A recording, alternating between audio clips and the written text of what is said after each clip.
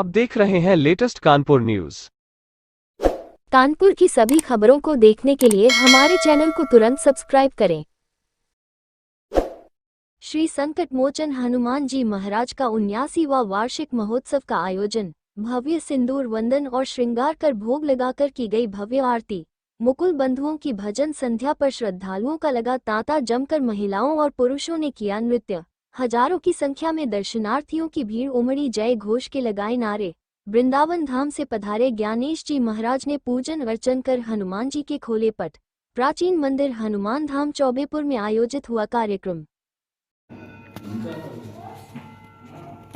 Chaubepur GT road Hanuman मंदिर में विशाल 79वां वार्षिक उत्सव का आयोजन किया गया है।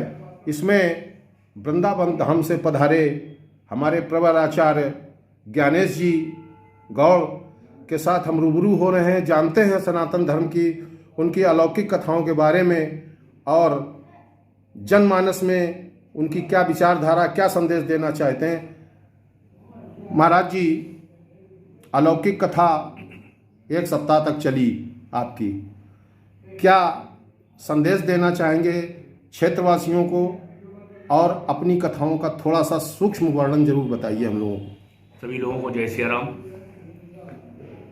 आज संकट मोचन हनुमान जी महाराज में जो दिव्य शिव महापुराण की कथा पिछले 9 दिनों से चल रही है, विश्राम हुआ है।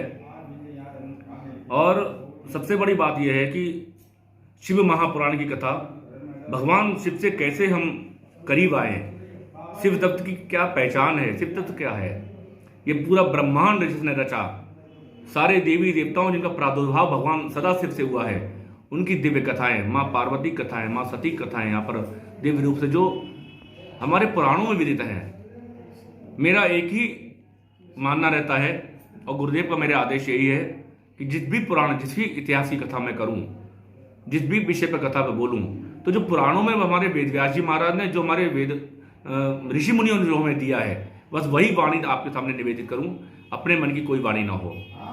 जैसा कि मुझे बताया गया, इस ब्रह्म वर्त क्षेत्र में 40 वर्षों बाद महाशिवपुराण की कथा हुई है। वर्तमान में बहुत बड़े बड़े कथा व्यास, नाम नहीं लूंगा, परंतु शिव महापुराण की कथा कर रहे हैं, लाखों लोगों की भीड़ भी होती है।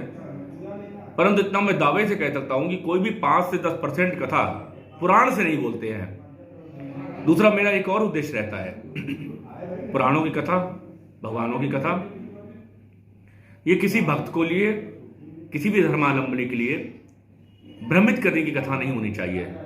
व्यासपीठ का दायित्व बनता है कि जो हमारे ऋषि मुनि ने प्रसाद दिया है, वही प्रसाद हम आप तक पहुंचाएं। अगर हम अपने उपाय बताकर, टोटके बताकर अगर केवल माताओं को, बहनों को, भाइयों को भ्रमित कर रहे हैं, तो ये व्यासपीठ के अपराध है और ये व्यासपीठ का अपराध नहीं होना चाहिए। एक तो विषय है। दूसरा, कल मैंने बहुत विषय लिया, माँ पार्वती, माँ सती जी के जीवन चरित्र, उनके जो परिवार की परिकल्पना है भगवान शिव के परिवार की, उसको लेकर मैंने बहुत सी कथाएं सुनाई और केवल एक ही संदेश दिया। आज जो वर्तमान परिस्थितियों में हम देख रहे हैं कि हमारी छोटी छोटी बच्चियां, हमारी बहनें, क्या कारण है मैं उस पर नहीं जाऊंगा।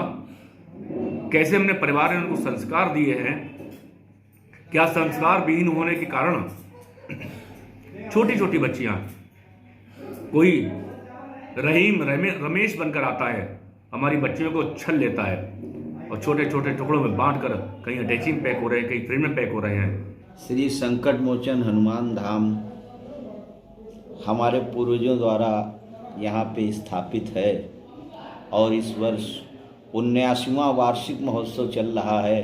मैं संयोजक आयोजक नहीं हूँ, मैं श्री हनुमान जी महाराज का परम सेवक हूँ, उनके चरणों का अनुरागी हूँ। और जैसा कि जानते हैं कि इस लगातार द्विसाप्ताहिक कार्यक्रम में विभिन्न प्रकार के सनातन धर्म के धार्मिक भावनाओं से ओतप्रोत कार्यक्रम होते हैं। दिन में कथा, श्री संकट मोचन हनुमान जी महाराज का जो सत्संग भवन दिव्य और भव्य बन गया है, उसमें इस वर्ष हमारे वृंदावन धाम से पधारे हुए श्री ज्ञानेश गौड़ जी महाराज ने शिव महापुराण की कथा सुनाई और वृंदावन धाम से पधारे हुए हमारे श्याम बिहारी शुक्ला सोनू भैया द्वारा बहुत ही सुंदर रासलीला का प्रांगण में मंचन किया गया। और आज यहाँ पे श्री संकट मोचन हनुमान जी महाराज के दिव्य और भव्य दर्शन होंगे। आस्था म्यूजिकल बंधु की यहाँ पे बहुत राम नाम संकीर्तन होगा। सब्सक्राइब करें हमारे लेटेस्ट कानपुर न्यूज़ चैनल को और बेल आइकन दबाना ना भूलें।